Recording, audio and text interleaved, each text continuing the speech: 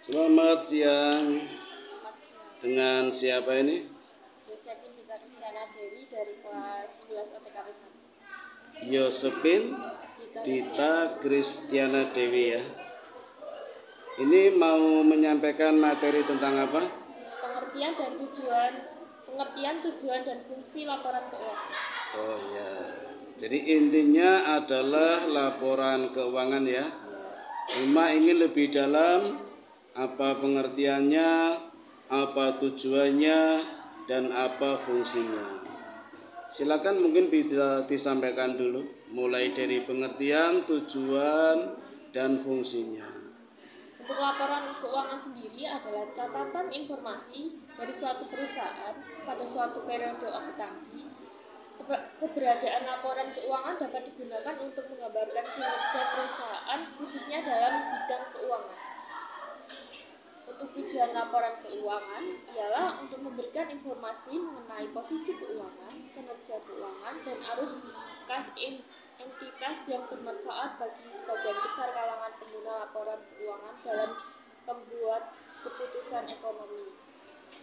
Untuk fungsinya ialah memberikan gambaran tentang kinerja keuangan bisnis termasuk pendapatan, biaya, laba, dan kerugian.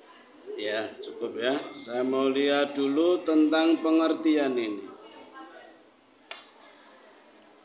Ini menurut siapa ini pengertian laporan keuangan seperti ini? Secara umum atau menurut Yosepin sendiri? Secara umum ya. Laporan keuangan adalah catatan informasi. Informasi dicatat.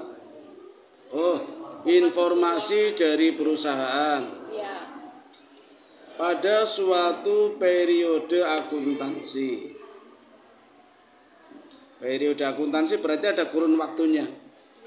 Berapa lama kurun waktunya?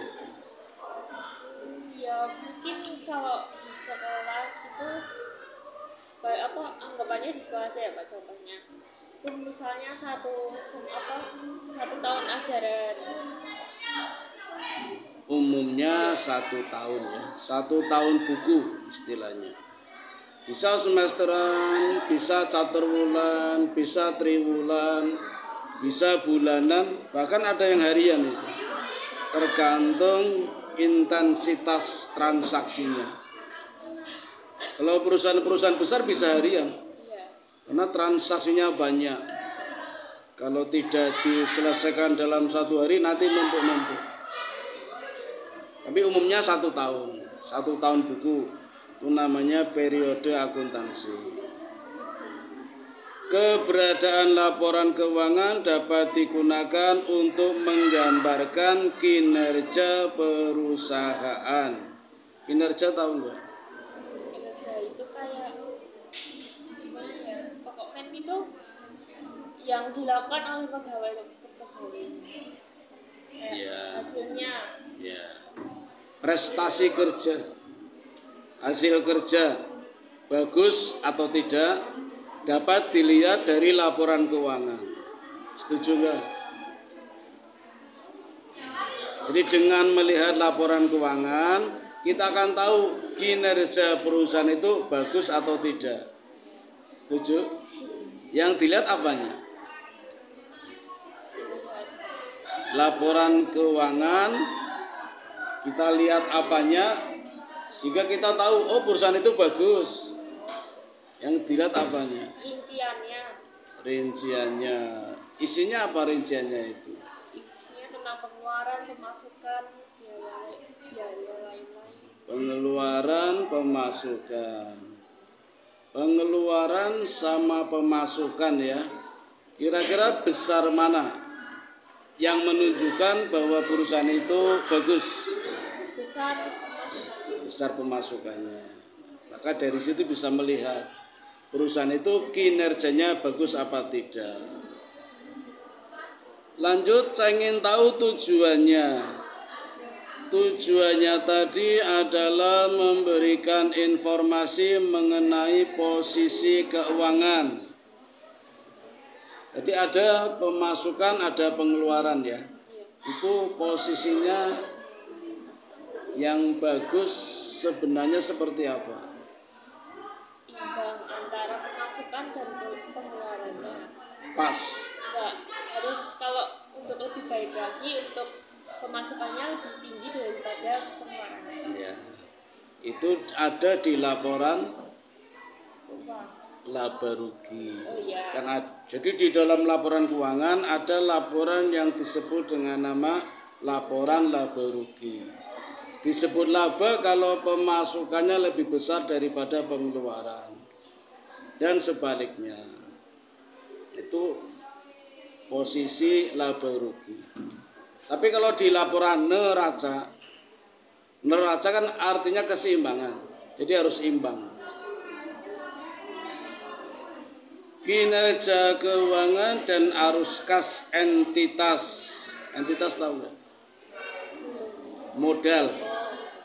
Arus kas modal yang bermanfaat bagi sebagian besar kalangan pengguna laporan keuangan dalam pembuatan keputusan ekonomi.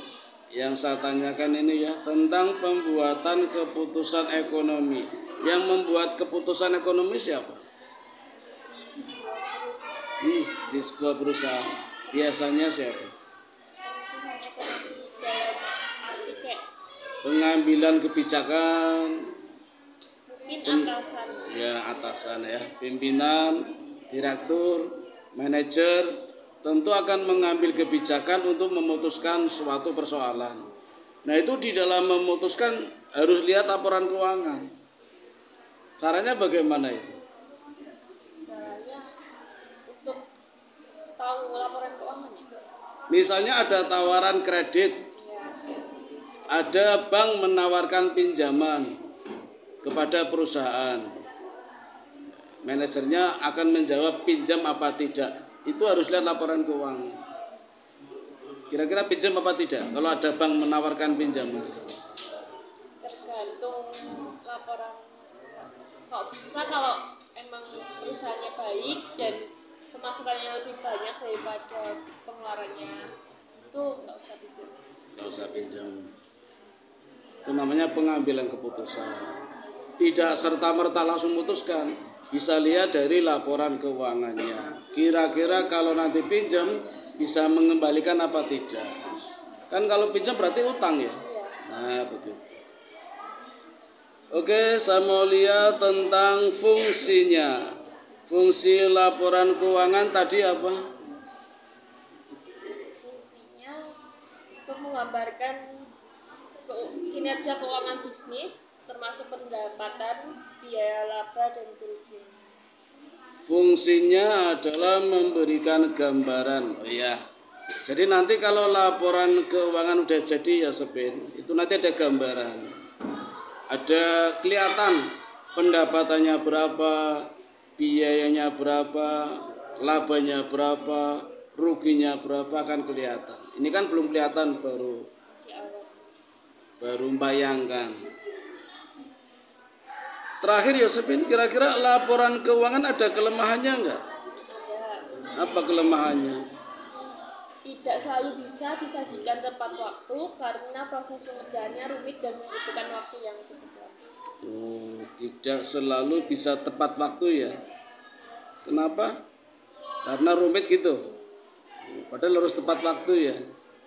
Ya itulah kelemahannya. Oke, saya kira cukup Mbak Yosepin. Sampai di sini dulu ya. Terima kasih atas kehadirannya. Sampai jumpa di lain kesempatan.